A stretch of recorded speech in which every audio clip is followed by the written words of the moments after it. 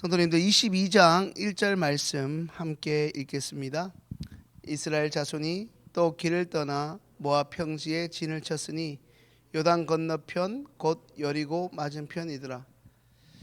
성도님들, 요단강을 건너기 전 여리고 맞은편 모압 평지에 이스라엘 자손이 있다는 것만으로도 모압 족속들은 심한 두려움을 느꼈습니다. 세상 말로 경기를 일으킨 거죠. 왜 그랬을까요? 그것은 모압 족속이 들은 소문 때문이었습니다. 이스라엘이 가나안 땅을 향해 오던 중 아모리 왕 시온과 바산 왕 옥에게 길을 열어줄 것을 요청했지만 두 나라가 오히려 이스라엘을 공격하자 이스라엘은 그들을 멸망시켰기 때문입니다. 두 나라를 한꺼번에 멸망시킬 만큼 이스라엘이 강력했기 때문입니다. 모압이 이러한 소문을 듣고 크게 놀란 이유는 과거에 이 모압이 아모리 족속에게 모든 땅을 빼앗긴 고통스러운 경험이 있었는데 그 강하다고 생각했던 아모리를 오히려 이스라엘 백성이 이겼기 때문입니다. 이 사실을 알게 된 모압 왕 발락은 하나의 꾀를 내기 시작합니다. 소위 당시 용하다고 널리 알려진 점술가 발람을 불러 이스라엘을 저주하려는 것이었습니다. 이제 6절 말씀 함께 읽습니다. 우리보다 강하니 청하건대 나를 위하여 이 백성을 저주하라. 내가 혹 그들을 쳐서 이겨 이 땅에서 몰아내리라. 그대가 복을 비는 자는 복을 받고 저주하는 자는 저주받을 것 줄을 내가 알미라. 자신들의 땅을 모두 점령해버린 이 아모리 족속을 멸망시킨 이스라엘, 자신들보다 훨씬 더 강해 보이는 이스라엘을 생각하니 발락은 너무나 두려웠습니다. 그래서 이스라엘로부터 자신들을 지키기 위해 이른바 주술의 힘을 빌리려 한 것입니다. 그러나 모압 족속은 두 가지를 몰랐습니다. 하나는 이스라엘 백성이 하나님과 관계된 백성, 하나님이 친히 지키시고 보호하시는 백성이라는 사실이고, 또 하나는 하나님께서 바로 자신들을, 모압 자신들을 또한 어떻게 생각하고 있는지를 몰랐다는 것입니다. 신명기 2장 8절 9절 말씀을 PPT를 통해서 함께 같이 읽습니다. 모압 광야 길로 지날 때에 여호와께서 내게 이르시되 모압을 괴롭히지 말라. 그와 싸우지도 말라. 그 땅을 내가 내게 기업으로 주지 아니하리니 이는 내가 롯 자손에게 아래를 기업으로 주었습니다. 무슨 말씀입니까? 빨간색도 보시고 검은색 굵은 것이 보시면 오히려 모압을 괴롭히지 말라고 하나님이 말씀하십니다. 언뜻 보면 모압은 이스라엘을 괴롭히는 이방 족속 같고 하나님의 저주 아래에 있는 민족 같아 보입니다만, 그러나 그들의 혈통을 거슬러 올라가 보면, 그들의 뿌리를 찾아가다 보면 그들은 롯의 자손입니다. 그들 또한 롯의 자손이었기에, 롯이 누굽니까? 아브라함의 조카가 아닙니까? 롯의 자손이었기에 그들 또한 언제부터인가 이스라엘과 대적하고 있지만 그들 또한 하나님의 은혜 안에, 하나님의 언약 안에 있는 민족이었다는 말씀입니다. 그런데 중요한 것은 모압이 그 사실을 전혀 모르고 있습니다. 성도님들, 어쩌면 우리도 그럴지 모릅니다.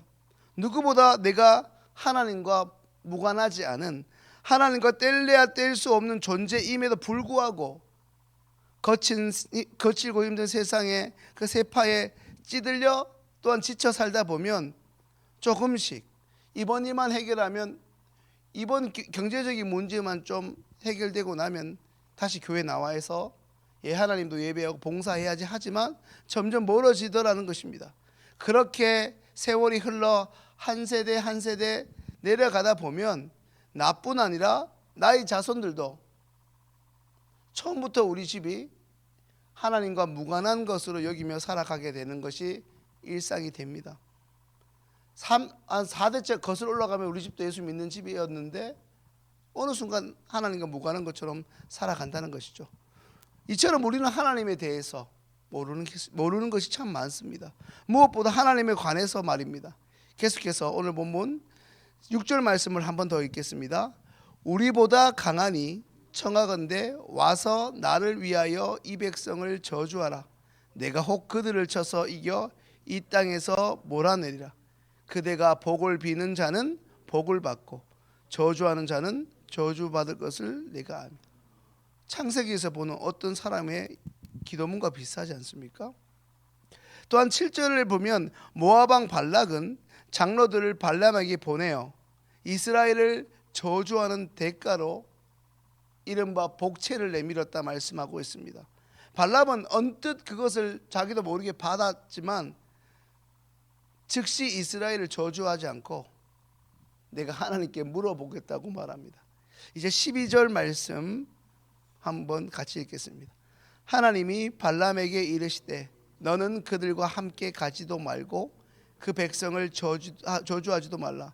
그들은 복을 받은 자들이니라. 하나님께서 발람에게 나타나십니다.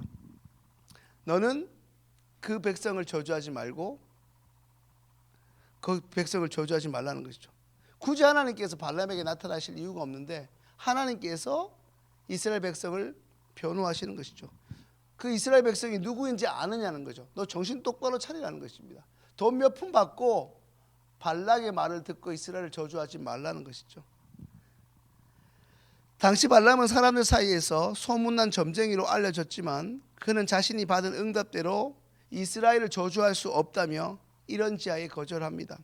그러자 모압 왕 발락은 발람이 복채가 적어서 거절하는 것으로 여기고 더 높은 자신의 신하들을 발람에게 보내어 다시 한번 이스라엘을 저주할 것을 강력하게 요청합니다. 그러나 하나님의 뜻이 무엇인지를 분명히 깨달은 이 발람은 흔들리지 않고 오히려 단호하게 자신의 의사를 표현하기 시작합니다. 이제 18절 말씀 함께 읽습니다. 발람이 발락의 신하들에게 대답하여 이르되 발락이 그 집에 가득한 은금을 내게 줄지라도 내가 능히 여호와 내 하나님의 말씀을 어겨 덜하거나 덜하지 못하겠노라. 아멘. 갑자기 굉장히 신앙심이 좋아진 것 같지 않습니까? 발람이라는 이 점술가가 발락의 신하들에게 이르되 혹여나 발락이 그 집에 가득한 은금을 내게 줄지라도 내가 하나님의 말씀을 어겨서 덜하지도 더하지도 않겠다는 것이죠. 설령 발락이 은금을 가득 준다고 하더라도 말입니다. 하나님의 말씀을 거역할 수 없다는 것입니다. 성도들, 이것이 무슨 말씀입니까? 발람은 이스라엘을 저주하는 것이 곧 하나님의 뜻을 거스르는 일임을 분명히 깨달았다는 것입니다. 왜냐하면 이스라엘 백성은 하나님으로부터 복을 받은 백성이었기 때문입니다. 쉽게 말해 이스라엘은 하나님이 지금 그 역술과 발람의 꿈에 나타나 직접 말씀하실 만큼 하나님의 편에 서 있는 존재가 이스라엘 백성이라는 말씀입니다. 이제 로마서 8장 31절 말씀 함께 있습니다. 그런즉 이 일에 대하여 우리가 무슨 말하리요? 만일 하나님이 우리를 위하시면 누가 우리를 대적하시오? 하나님이 작정하시고 우리를 편드시면 어떤 사람이 우리를 대적할 뿐 아니라 우리를 넘어뜨릴 수 있겠느냐는 것입니다. 우리에게 익숙한 사도 바울의 표현으로 하자면 하나님이 우리를 위하시면 누가 우리를 대적하겠냐는 말씀입니다. 이제 말씀을 정리합니다. 성도님들, 오늘 이 자리에 나온 우리들 역시 이스라엘 백성처럼 하나님의 복을 받은 백성이요 그분의 자녀입니다. 이것은 숨길 수가 없습니다. 세파에 우리가 꺾일 수 있고 믿음이 흔들릴 수 있지만 그럼에도 불구하고 우리는 예수 그리스도의 보혈로 인해서 하나님의 자녀가 된 소중한 존재들이 아닙니까?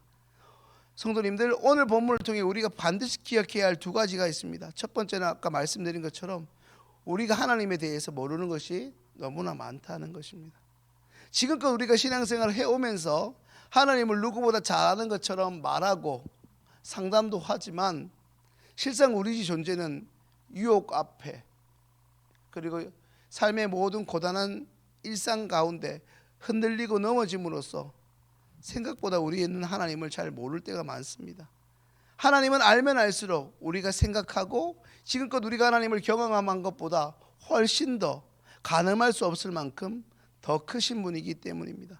두 번째는 세상이 우리를 돈으로 평가할 수 있고 우리가 지금 가지고 있는 어떤 것으로 평가할 수 있겠지만 어떻게 세상이 우리를 평가하든 간에 상관없이 우리는 하나님의 복을 받은 존재라는 말씀입니다. 우리 가족들이 오랜 시간 아플 수 있고 자녀들이 좀 안 풀릴 수 있겠지만 내 배 아파라는 자식들이 내 맘같이 그들이 세상 속에서 그렇게 살아가지 못하는 것 같아 마음이 아프고 눈물이 나지만은 그럼에도 불구하고 언젠간 하나님 앞에 서게 될 것일 뿐 아니라 이 땅에 그 누구도 우리를 저주하거나 넘어뜨릴 수 없습니다. 하나님이 그렇게 두시지 않기 때문입니다. 예수 그리스도를 우리에게 허락하신 사랑의 하나님께서 눈동자같이 우리가 인식하지 못하는 그 순간조차도 우리를 철저히 보호하시고 지키시기 때문입니다. 그것을 우리가 믿어야만 하는 것입니다. 하나님의 백성은 오히려 세상이 주목해야 할 존재입니다. 하나님은 오늘도 우리를 통해 당신의 살아계심을 드러내기 원하십니다. 오늘 하루, 이번 한 주 우리의 크고 작은 일상 가운데서 주님의 빛을 당대하게 증거하는 삶을 살아가시는 우리 시온교회 모든 성도님들 되시기를 주님의 이름으로 축원합니다. 기도드리겠습니다.